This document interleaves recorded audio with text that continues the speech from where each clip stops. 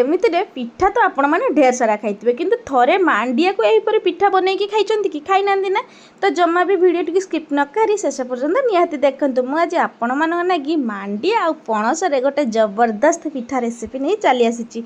आशा करुच्ची भिडटी आपण मानक मध्य बहुत पसंद आसीबो। पसंद आसीथिले लाइक कमेंट शेयर और सब्सक्राइब निहाती करंतु। नमस्कार मु प्रज्ञा आपण मानक स्वागत करुच्ची प्रज्ञा होम किचन को। जमा भी लेट करबानी चलंतु देखिबा आज रेसिपी। आज रेसिपी रही गोटे सुपर हेल्दी और टेस्टी मांडिया रे पिठा रेसिपी। तो से मुझे 2 गिना मांडिया चूना नहीं वीडियो टी स्किप न करी शेष पर्यंत निहाती देखंतु जहाँफल कि मुझे जहाँ भी सब छोट छोट टिप्स शेयर करी आपन को रेसिपी बनइबार बहुत हेल्प करिवो। एठी मु 2 गिना मांडिया चूना नहीं से मु 2.5 गिना पानी नहीं। आउ एटा गोटे छोटिया टिप्स मन रखिथे जिते मांडिया चूना नहीं तार टे अधिक पानी ने पानी टे भल भाव में गरम हो आसला मुझे किसी गुजराती गुंड देती किसी रिफाइन तेल आड करी अल्प किसी मु लुण देती कहीं पिठारे टे लुण देले भल लगी था। लुण मेल्ट हो सारा अल्प किसी मु चीनी देती। आपड़ स्वाद अनुसार चीनी आ लुण को दे पारे आपड़ केते मीठा खावाई पसंद करते से अनुसार देवे। मुझे जो पानी आमर भल भाव में पूरा फुटी आसी से अवस्था मुझे मांडियार चूना को देती। मांडियार चूना को दबा पर ये मुझे गैस फ्लेम टिके लो कर कहीं हाई करवा द्वारा आमर चूनाटा दबा फल से मांडियार तले लगी जाए माने कड़ाई लगिज माने आमर से जो जंतुणी भल भाव में प्रस्तुत हो पारनी से गैस फ्लेम को टिके लो कर देखिपे मुझे कभर घोड़े किसी समय सीझापी छाड़ी देती। कभर खोलिकी ये देखिपे आमर मांडियार जंतुणी पूरा भल भाव में रेडी हो जाए। रेस्ट करने रखिदे माने ठंडा हाँपाई किसी समय मुझे छाड़ी देती।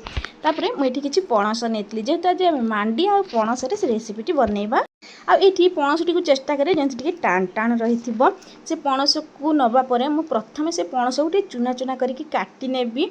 जेहेतु आज मांडियार गोटे नुआ टाइप पिठा आम बनइबा से पणस को छोट छोट पीस रे काटी नेबी। छोट छोट पीस रे काटियापाई हेले आमको से जो पणसटा नेबे से पणसटा जमी टिके हार्ड थी माने शक्त थी पूरा पणसटा पूरा पाची जाई नथिबो किंबा आपण एठी खजा पणस मध्ये यूज करि पारिबे। आपण को आडे से पणस को कोन कहंती सेटा तो मु जानिनी किंतु आम आडे एई भली पणस को खजा पणस कहंती सेते मु एठी खजा पणस यूज करिछि।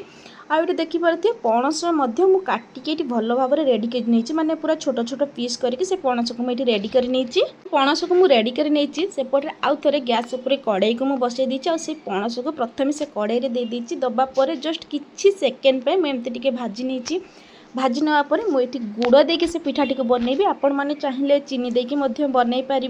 मुझे जी गुड़ नहीं माने पणस नहीं तार अधिक टिके गुड़ नहीं जेहेतु आमको पणस भी मीठा थाए आपड़ जी मीठा खायापी पसंद करते से अनुसार आप मीठा यूज करेंगे। आ पणस भल भाव से गुड़टी मिसी सारापर मुझे अल्प किसी नड़ियार गुंड नहीं माने नड़िया गुंड जेहेतु मो पाखे थिला सुखिला नड़िया सेटा मु यूज करी। आपण मैंने चाहिए भी सांगे सांगे नड़ियाटी को कोरिकी आपण मैंने यूज करें। 3 ରୁ 4 चामच नड़िया गुंड दबा पर एटी मु भल भाव में से पूरा सहित मिसई नहीं आपण मैंने देखिकी जानीपारे पूरा मध्य आमर पूरा रेडी हो गलानी। एबे मु ताको गोटे प्लेट को काढ़ी नेबी और किछि समय ताको ठंडा हबा पई छाड़ी देबी। ये मांडिया जंतुणी को बनईकी रखिबार किछि समय हो जाइछि। मांडिया जंतुणी मध्य आमर ठंडा हो गलानी जेमति आमे हाथ रखी परिबे पूरा भी ठंडा हैनी माने हाथ रे आमे चकटी पारिबा जेतकी ठंडा हबा दरकार सेमति ठंडा हो जाइछि।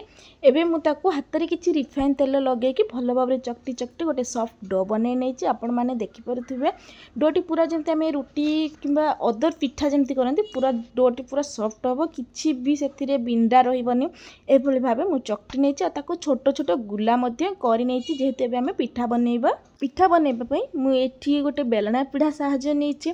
आपण मैंने चाहिए भी थाली रे एभली भाव हाथ में प्रेस करी बनई पारे।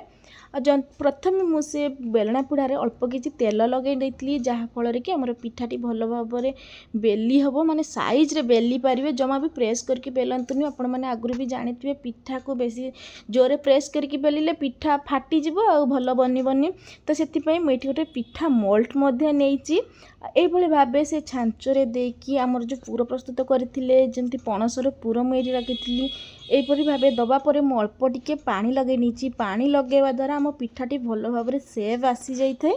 आईटी तो आपण मैंने देखिकी जानीपारे बेसी किसी बुझेवा को पड़ न था। यही भाव मुझे प्रेस करके गोटे पिठा रेडी कर भाव मु सबू पिठा गुड़ा रेडी करनेबी। आगुरी तो आपण मैंने ढेर सारा पिठा रेसिपी खाई थे थे एहीपरी मांडिया पिठा बनैकी देखंतु एते सुंदर लागिवो आ एते टेस्टी लागिवो खाइबा पई जे थरे बनैले बारंबार बनैकी खाइबा पई इच्छा हबो।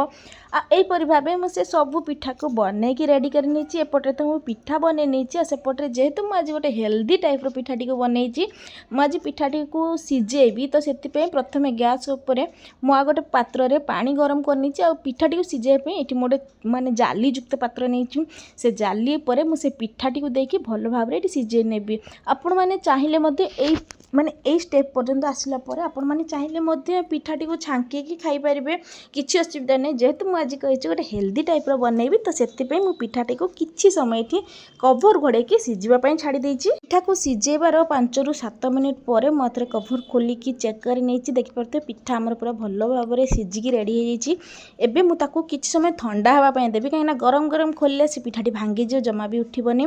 पिठा हमर पूरा ठंडा हे जाइछि। एबे मु गरमा गरम से पिठा को सर्व करि नेछि। मांडिया रे तो सुपर टेस्टी और सुपर हेल्दी पिठा बनि के हमर रेडी हे गेला। जदि मो वीडियोटी आपण मानंग भल लागिथिबो प्लीज लाइक कमेंट शेयर और सब्सक्राइब निहाती करंतु। जदि मो चैनल रे नुआ आछंती तले सब्सक्राइब निहाती करंतु जा पड़ले कि मु जहाँ भी नुआ नुआ वीडियो अपलोड करिवि आपण मानन पाखु प्रथमे नोटिफिकेशन जीवो। खाली वीडियो तो देखिले हबनी थरे थरे बनैकी टेस्ट करंतु किपरि लागिला कमेंट बॉक्स रे मतामत निहाती जणांतु। रहिली देखा बा आ गोटे नुआ वीडियो रे।